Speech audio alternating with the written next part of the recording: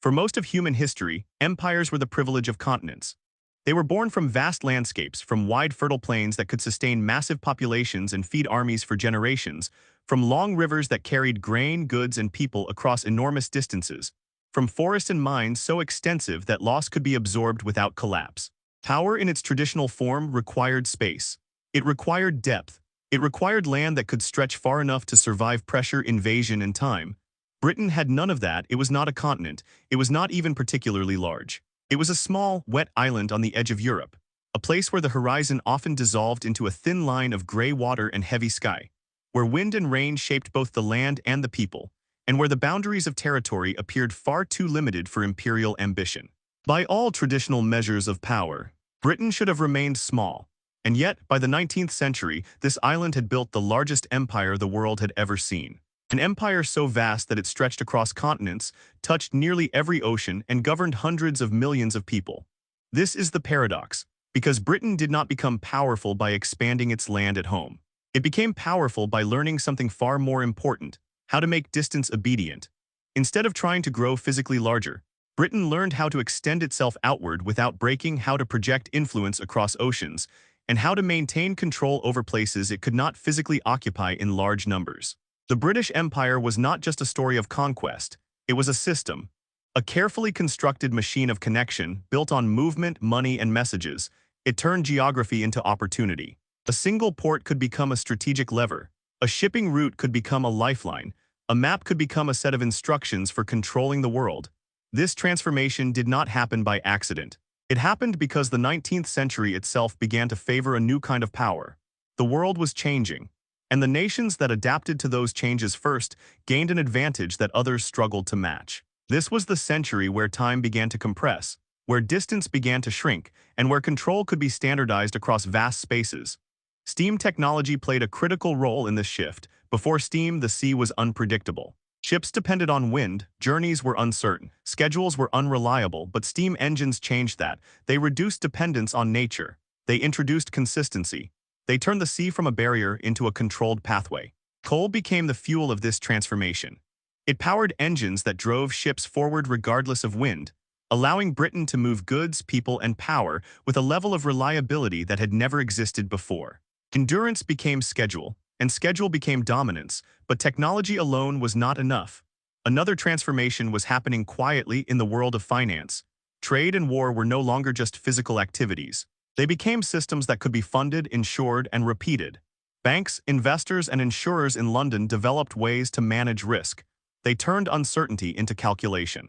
They made it possible to fund long-distance trade, overseas expansion, and even conflict with confidence that losses could be absorbed and profits could be multiplied. This created a new kind of strength, one that did not rely solely on armies or land, but on the ability to sustain action over time, to invest, recover, and expand again. Alongside finance came something even less visible but equally powerful: paperwork, contracts. Charters, treaties, custom systems. These were not dramatic tools. They did not look like weapons, but they functioned like them. They allowed Britain to secure influence long before soldiers ever arrived. They created rules that others were forced to operate within. They shaped trade, defined ownership, and controlled access. In many cases, power was established on paper before it was enforced on land. This is why the British Empire cannot be understood simply as a series of military victories. It was an architecture, a system designed to connect distant parts of the world into a single, functioning network. An economy that demanded resources from across the globe. A navy that protected the routes those resources traveled. And a communication system that ensured decisions made in London could affect places thousands of miles away. Everything was connected, everything was coordinated, but every system that expands also extracts. And every network that connects also binds. The same mechanisms that allowed Britain to extend its reach also allowed it to draw wealth, labor, and resources inward. And wherever that happened, it created imbalance, because connection did not mean equality. It meant integration into a system where the terms were often set far away. The empire, therefore, was not just a structure of power. It was a structure of consequence.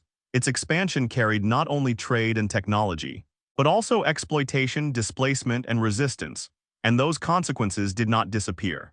They remained, shaping societies long after control weakened. To understand how Britain built such a vast empire in the 1800s, we have to follow its logic step by step. We have to see it not as a single act of domination, but as a chain of systems working together. First, the engine of expansion, the industrial hunger that pushed Britain outward. Then the tools of control that made oceans navigable and distant lands governable. Then the machinery on the ground that turned strategy into everyday rule. And finally, the human cost, the resistance, the contradictions, and the legacy that still echoes in the modern world. Because the story of the British Empire is not just about how it rose, it is about what it changed and what it left behind. Britain's empire in the 19th century did not begin with dramatic invasions or armies marching into foreign capitals. It began with something far less visible. Hunger, not ordinary hungers, but industrial hunger, a new kind of demand created by machines that never tired, factories that never truly stopped, and a system of production that required constant feeding to survive. Once steam power and mechanization began to reshape industry, Britain's economy transformed into something entirely different. Factories became furnaces, and those furnaces demanded fuel not just in the form of coal, but in raw materials from across the world. Cotton was needed to feed the textile mills that produced cloth at an unprecedented scale. Palm oil became essential for lubricating machinery and for manufacturing everyday goods like soap. Timber and metals were required to build ships, railways, and infrastructure. Sugar and tea were not luxuries anymore. They became staples for an urban workforce that was learning to live by the clock, structured, timed, and disciplined. Industrialization did not simply make Britain richer. It made Britain dependent on a continuous flow of resources that the island itself could not provide in sufficient quantities. And that dependency reshaped Britain's relationship with the world. It created a map of necessity, a map that stretched far beyond Europe, reaching into Asia, Africa, and the Americas. Because to keep its factories running, Britain had to pull the world into its orbit, not just as a marketplace, but as a reservoir, a source of raw materials, labor, and strategic advantage. At the center of this system was coal. Coal was not rare, Britain had plenty of it, but its importance came from what it could become. When burned, coal produced steam, and steam produced motion. It powered factories, it drove locomotives. It pushed ships across oceans without relying on wind. This transformation was revolutionary because it changed the nature of movement. Before steam, distance meant delay. Travel depended on natural forces. But with steam, movement became predictable, reliable, controllable, and control over movement meant control over time. Routes could now be planned with precision, schedules could be maintained, goods could arrive when expected. And in a global system, that reliability became a form of dominance. Britain's expansion followed this logic. It moved along routes where coal could be stored, where ships could refuel, where time could be managed instead of endured. Ports became more than trading points. They became strategic nodes, anchors of a global network that allowed Britain to extend its reach without losing coordination. At the same time, another powerful force was shaping this expansion. Finance. The financial institutions of London developed a new way of thinking about risk. They did not eliminate uncertainty. They learned how to manage it. Banks, insurers, and investors created systems that allowed large-scale ventures to be funded with confidence. Voyages across oceans could be insured, wars could be financed, railways could be built in distant lands, plantations could be established and expanded. All of these became part of a single, interconnected system. Credit became a kind of invisible fleet. It moved faster than ships. It reached places where armies could not, and it bound distant regions to Britain through debt, investment, and expectation. Through finance, Britain did not just trade with the world, it integrated the world into its own economic system. And when crises occurred, crop failures, market crashes, local rebellions, the system did not collapse, it adapted. Capital could be redirected, trade routes could shift, pressure could be applied where resistance emerged. This flexibility made the empire resilient because it was not dependent on a single point of control. It was a network, a loop, a continuous cycle that reinforced itself. Resources were extracted from different parts of the world. They were transported to Britain. Factories transformed them into finished goods. And those goods were then sent back out into global markets, sold, distributed, and often forced into economies that had little choice but to accept them. With each cycle, the system grew stronger, more efficient, more expansive. And this loop created a new idea of power, a form of dominance that did not rely solely on direct occupation. Britain did not need to control every piece of land physically, it needed to control the flows, the movement of goods, the direction of trade, the pricing of commodities, the rules of exchange. If Britain could decide what moved when it moved and who benefited from that movement, then it could control vast regions without constant military presence. This was a different kind of empire, not just territorial, but systemic. However, such a system had its vulnerabilities because movement requires stability.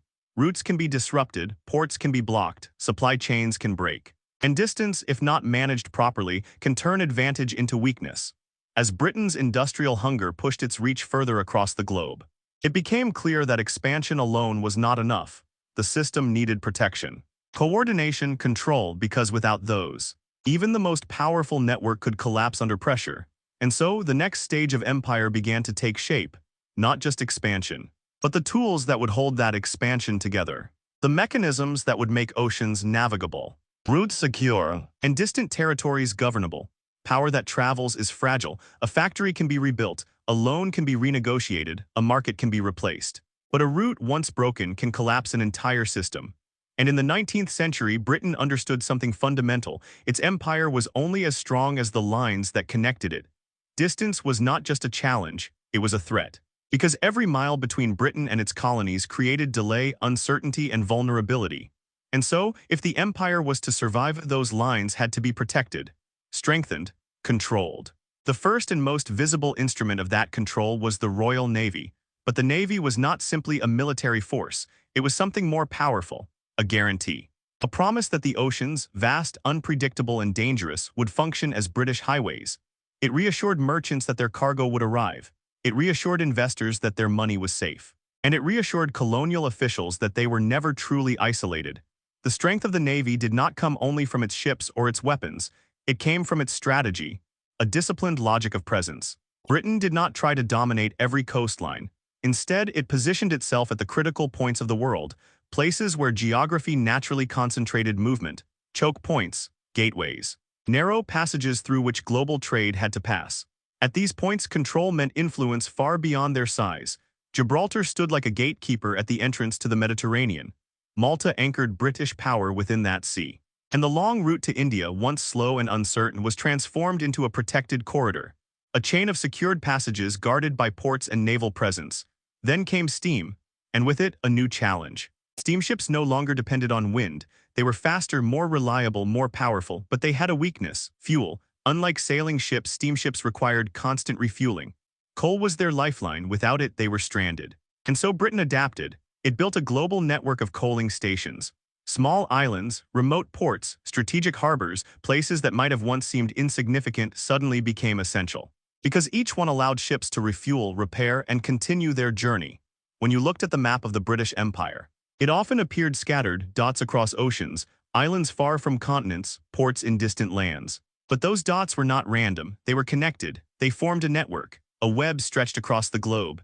And within that web, Britain could move power with precision, but control required more than ships and ports. It required organization, efficiency, standardization.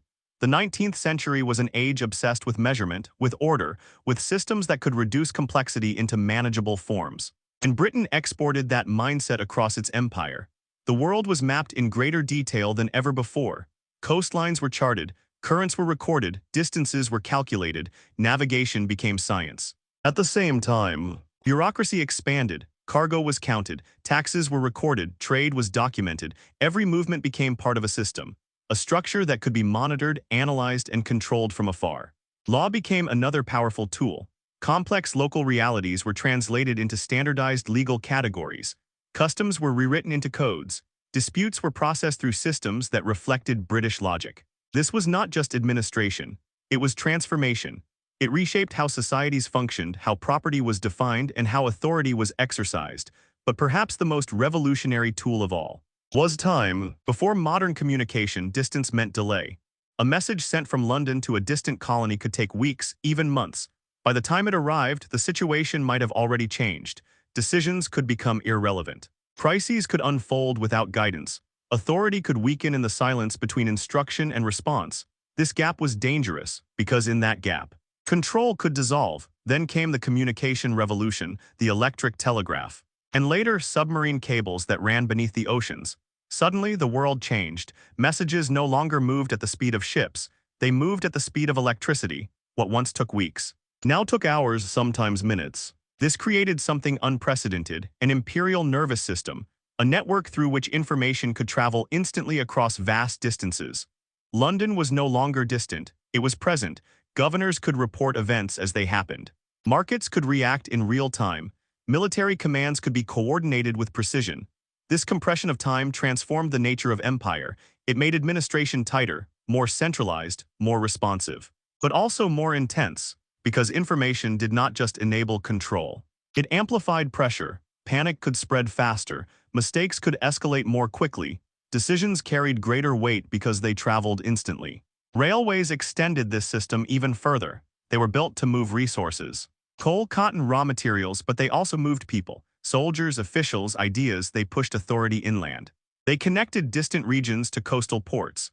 They tied local economies to global markets. Through railways, the reach of empire extended deep into territories that had once been difficult to control. And yet, none of these tools were neutral. A navy that protected trade could also enforce blockades. A telegraph that coordinated relief could also coordinate repression. A port that enabled commerce could also facilitate extraction. Every system of control carried dual potential: to build, or to dominate, to connect, or to constrain. Empire was not just about power. It was about how that power was used. And maintaining that power required constant effort, because systems do not sustain themselves. They must be managed, maintained, adjusted, and most importantly, translated into everyday reality. Because an empire is not truly held at sea or in distant capitals. It is held on the ground, in villages, in cities, in daily life, through laws, taxes, and compliance. And that is where the next layer of the story begins.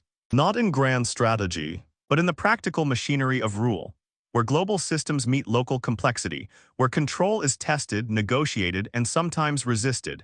An empire can be measured in many ways. In maps colored red across continents, in trade balances counting wealth that moves across oceans, in fleets of ships crossing waters without asking permission. But these measurements are incomplete, because the most honest measure of an empire is written in human lives, in the quiet changes that statistics cannot fully capture, in the everyday realities that maps choose not to show. In the 19th century, Britain's empire created a world of unprecedented connection. Distant regions were linked together through trade, communication, and infrastructure. Goods moved faster. Information traveled quicker. Ideas spread further. On the surface, it looked like progress, and in many ways it was. New ports were built, railways stretched across landscapes, cities expanded, new forms of work emerged, offering wages where subsistence once defined survival. For some, these changes brought opportunity, but connection did not mean equality, because the system was not designed to distribute benefits evenly. It was designed to direct flow, and that flow moved in a specific direction.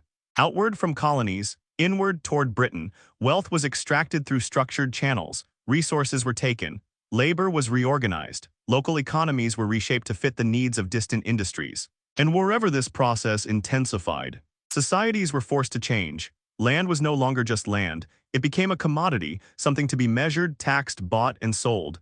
Forests were cleared for plantations. Fields were converted into cash crops. Food production shifted sometimes away from local needs toward global demand. In some cases, local industries that had existed for generations collapsed under pressure because they could not compete with cheaper, mass-produced goods imported from Britain. This was not always sudden. Often it was gradual, a slow transformation that reshaped livelihoods over time, but its impact was profound. Because it changed not only economies, but ways of life. Communities that had once been self-sufficient found themselves dependent.